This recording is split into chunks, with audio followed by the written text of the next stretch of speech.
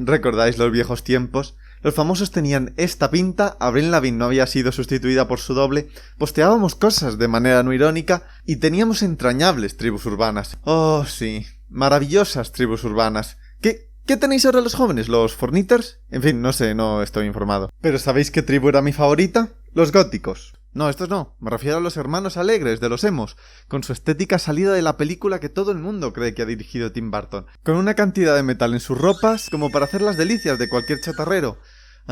¿Quién no ha querido una novia gótica culona? Oh, sí. ¡Oh, sí! No te distraigas, el placer de la carne es temporal, pero el conocimiento histórico es para siempre. Y además, hoy vamos a hablar de la gótica más gótica de todas, la gótica primigenia, Mary Shelley.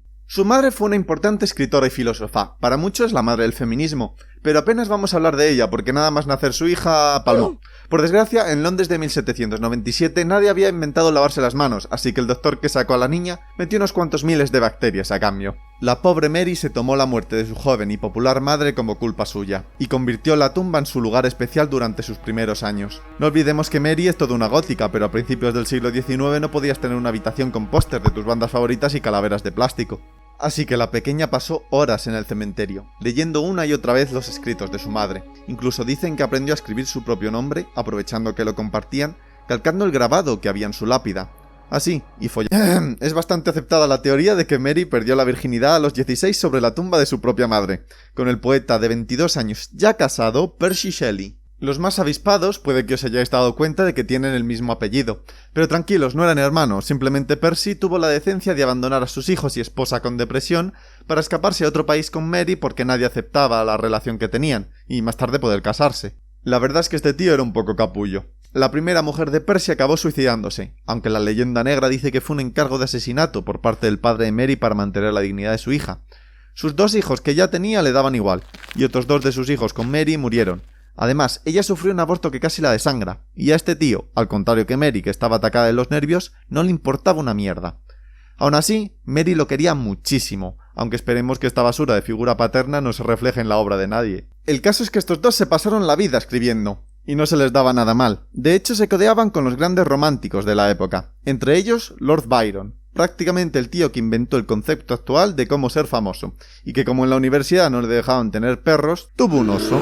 Y este mismo fue quien retó a unos cuantos amigos suyos, incluyendo Mary cuando tenía 18 años, a escribir unos cuentos de terror. ¿Qué es lo máximo que podemos sacar al resto de mortales de un reto a los 18 años? No sé, ¿cagar una semana sangre porque nos hemos atrevido a morder ese sándwich de clavos oxidados? Pues esta gente acabaron escribiendo 2 clásicos del terror.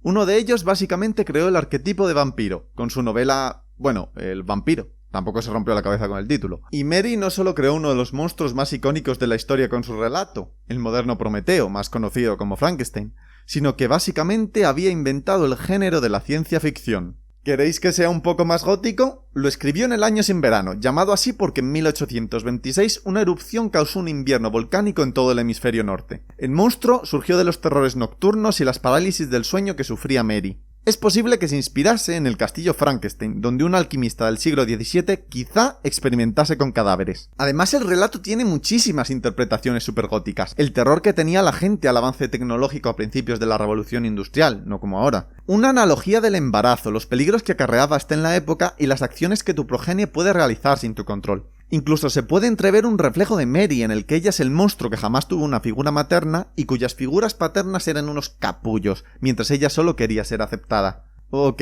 esto más que gótico es trágico, pero el conocimiento no ocupa lugar, supongo. Por desgracia, la cosa no mejoró mucho para Mary. Poco después, Percy murió ahogado, y Byron, junto con sus amigos y por supuesto Mary, lo incineraron en la playa. A partir de ahí volvió a Inglaterra con el único hijo que había conseguido sobrevivir y se dedicó a la escritura y a sus cosas de persona muy de izquierdas hasta que murió en 1851, con 53 años. Pero nuestra gótica favorita tenía una última sorpresa. Durante 30 años Mary había guardado envuelto en uno de sus últimos poemas los fragmentos calcificados del corazón de su marido. Imaginaos la cara del hijo cuando descubrió esto. Vale, y ahora viene el disclaimer cortarrollos, lo siento. Algunos historiadores creen que esto no es más que una metáfora, porque Mary nunca se volvió a casar y por tanto guardó su corazón. Y otros dicen que ni siquiera era el corazón, que era el hígado. Pero mirad, si hay alguien que fue capaz de hacer esta movida, es ella.